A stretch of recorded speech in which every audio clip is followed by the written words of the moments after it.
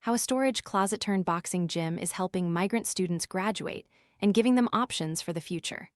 Mike Figueroa, a boxing trainer from the Bronx, arrived at Atlas High School in Queens, New York, one day last year and was quickly pulled aside by the principal, Elizabeth Messmann. A student was on the verge of dropping out, and she thought Figueroa could help, as he tells it.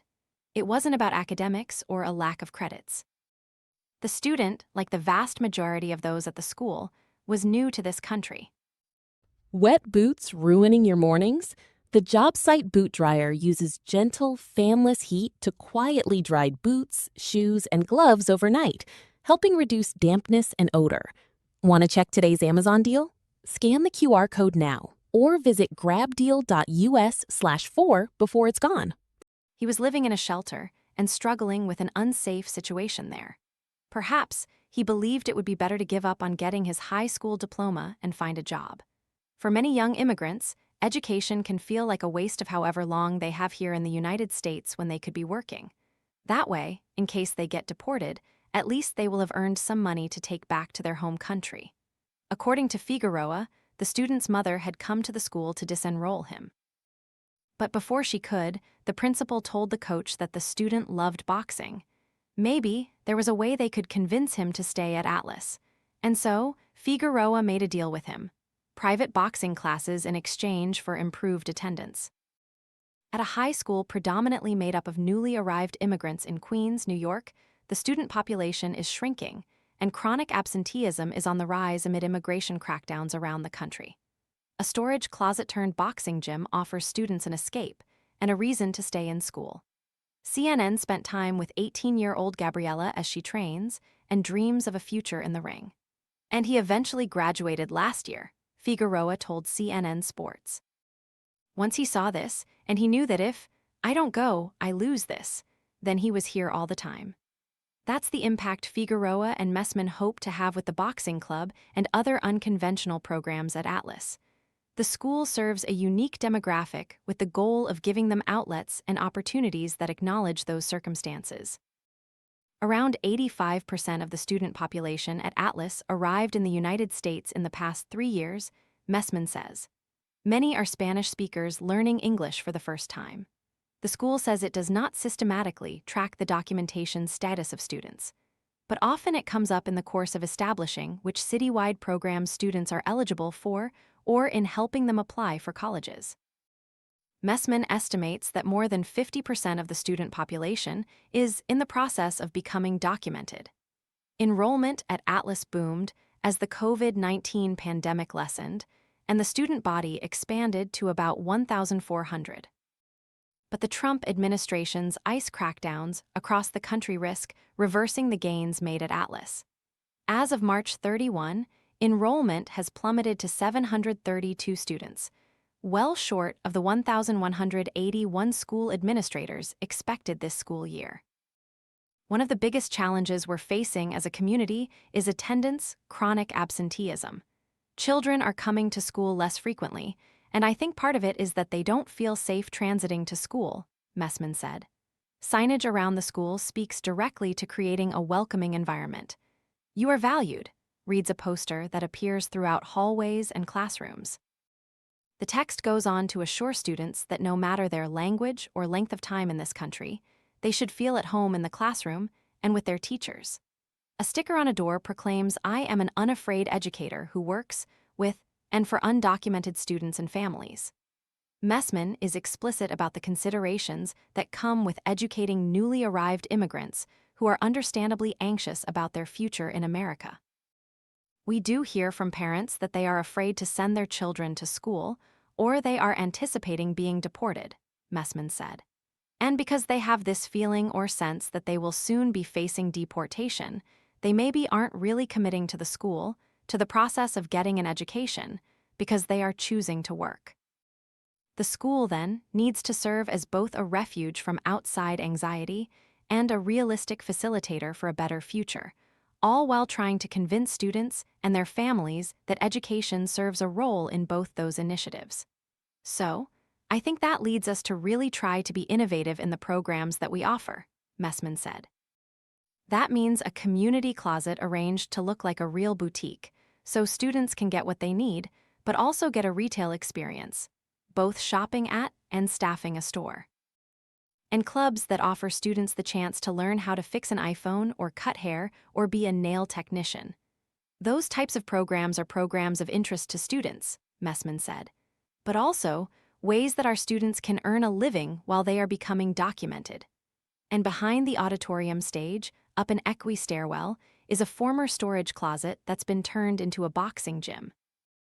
There, gangly teens in squeaky sneakers practice their English outside a classroom setting, build community amongst themselves, channel whatever fears or frustrations they may be feeling into physical expression, and work towards a coaching certification that gives them earning opportunities. It's a place where it's safe for them to be seen, to stand out and speak up. I think they just want to be noticed, Figueroa said. So, I'll tell them, listen, great job. The transformation of the space happened in the summer of 2024. Messmann reached out to Figueroa, who was training clients around the city along with teaching at different high schools, and showed him the space. He worked with the custodians to lay down exercise mats, hang heavy bags, and plaster the walls with posters of famous fights. When the 2024-25 school year started, the boxing club was among the untraditional offerings Atlas provided. All the heavy bags literally fell at the same time, simultaneously, Figueroa said of a moment early on in the program's existence when the punching bags fell off their stands, a learning moment in an attempt to turn the storage closet into a gym. But, at that time, we already had the engagement of the students. It took James, now 18, and his father a month to travel from Ecuador to New York. Bus, train, avion, plane, boat too, he said of the journey. But James denies feeling nervous as well. I have in my mind, relax, relax. Sitting still has always made James anxious. The physicality of travel helped keep the concerns at bay. Sometimes, he said, when I move, I can't feel nervous. His life in Ecuador was full of family, including 27 cousins and friends at school, where James was president of the student government. He left all of that behind, most painfully his mother and sister because of the problems, he said, the economic problems. The country is dangerous. James and his father arrived in New York 2 years ago without legal documentation.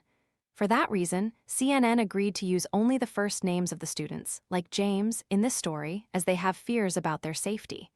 After all, that was why he had come here, to earn money for his family. He was amazed at the free school supplies, the diversity of the student body, and the quality of the teachers. In New York, everything is so fast, you can buy something online and have it the next day. But that November, when Donald Trump was elected for a second term as president, James admits he felt a little nervous. I worry all the time for my students. They ask me frequently to write on their behalf, advocating for them when they have to go to immigration appointments, to court, Messmann said. And I write them the letter, and then I pray that they come back the next day because I don't know what's going to happen when they go. Recently, a student who was just 3 classes short of graduating was deported. Students at Atlas are reluctant to talk about the political climate. They're wary of outing their status, and Messmann believes don't feel like they have a voice in this country. I think the climate has everyone on edge, Figueroa said, but the boxing program has definitely brought solace and comfort to them. Every morning, James' dad tells him to be careful. He's still more nervous than his son, but James admits he likely wouldn't say anything even if he was scared. When he talks to his mother back in Ecuador, he tells her everything is good even when it's not. Don't do that, guys, he jokes about this strategy to suppress his emotions. Communicate. Instead, he channels his feelings into music, which he started writing when he came to America, and boxing, which allows him to clear his head. When I leave the gym, I feel like, oh, I'm good. I'm not stressed, no problems, James said. I have peace of my mind. A group of about 20 boys train on Tuesdays and Thursdays after the school day is done. On Wednesday, at lunchtime, Coach Figueroa trains a smaller group of girls to box. That's a new offering this school year, inspired in part by an 18-year-old junior named Gabriella. Gabriella says she was 10 years old when she learned that the people she believed were her parents were actually her grandparents. They told her that her mother had left their home in El Salvador to move to America, and that Gabriella would eventually join her, and a little brother she didn't know existed, in New York. In 2021, when she was 13, Gabriella got on an airplane for the first time to meet the stranger who had given birth to her. I just know that now she's my mother and he's my brother, Gabriella said, but I don't feel like that. It was her mother, though, who told her about the immigrant depression. And people who doesn't know that issue is saying something like, you're going to forget about it. But that's not true, because I've been 5 years here in New York City and I'm still have the feeling that my life is there. But I know it's not. She misses the food and the weather in El Salvador. On TikTok, she sees the videos of immigration arrests around the U.S. Recently, her mother showed her a video of a young boy being detained. Gabriella is not used to seeing her mother get emotional, but this made her cry. Gabriella cried, too, for the young boy in the video, for her younger brother whom she worries about, and for her mother who works 14-hour shifts at a restaurant and still fears for her children. It is really hard for me because I love her, Gabriella said. Initially, Gabriella attended a different high school in the city, transferring to Atlas because it had more opportunities. She's introverted, and the sheer number of students at Atlas was overwhelming at first. But then she met Coach Figueroa and found what she had always been looking for. Since I was a kid, I really want to try boxing, Gabriella said. Now, she spends all week waiting for the thing that makes her excited to go to school. Only Wednesday, and only for boxing. Not long after she started training, Gabriella asked Figueroa when she could spar. It indicated to him that she was serious about the sport. Gabriella is smart and studious and describes herself as not very social. She's committed to her studies and to the gym. Sometimes she thinks she wants to be a lawyer when she grows up, but she has another dream as well. That's my dream, boxing, Gabriella said. My goal is to have a fight, a professional fight. Someday, not now. She's good, and she knows it. In the gym, she doesn't mind being the center of attention, and she is. Figueroa says the other girls get a little hypnotized watching her pummel the punching bags with intensity. I've been doing this for 20 years maybe, and there's certain people that you can kind of see, and yeah, if she was doing this 4 times a week and we had a bigger space and could get a more focused girls program, I think honestly, she could beat up a lot of boys, to be honest, Figueroa said. Yeah, she's that good. Gabriella's grandmother doesn't know about the boxing. Gabriella fears she would worry too much. But when she imagines her future in the ring, Gabriella pictures her whole family there watching her. There's reggaeton music playing, all her favorite songs and artists, and an MC is announcing her to the crowd. My name, my age, my information, she imagines. In her dreams, boxing is a ticket to a future where there is no need to be demure and nothing to conceal. Gabriella's boxing dream is a big one. But there are more practical aspirations for the boxing program that don't involve headlining a prize fight someday. This semester, Figueroa introduced a new curriculum that allows senior students to work toward becoming certified trainers. They're learning how to lead, how to communicate clearly in English, how to instill confidence in others while encouraging improvement. And also, they're establishing a vocational credential. What's great about personal training, as you know, is that it's something that you can do really anytime, anywhere, Messmann said. It's enticing to the students because they see it as something that they can do for employment.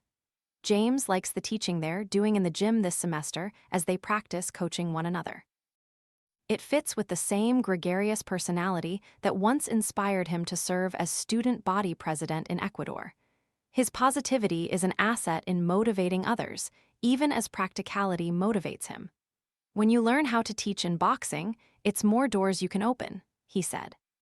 Figueroa, who James said is like a big brother to him, envisions expanding the boxing program to other schools and employing the graduates to help him coach the next generation of students. James can see himself doing something like that, but he also wants to go to college, improve his English. And the rest of the time I have here is just work. Make money, help my mom, and help my family, James said. The rest of the time he doesn't know how long that will be, and he's not confident he'll get to decide for himself. Asked if he thinks he will eventually get deported, James doesn't equivocate. CNN's Madeline Stix, Deborah Brunswick, and Tiara Chiramat contributed to this report.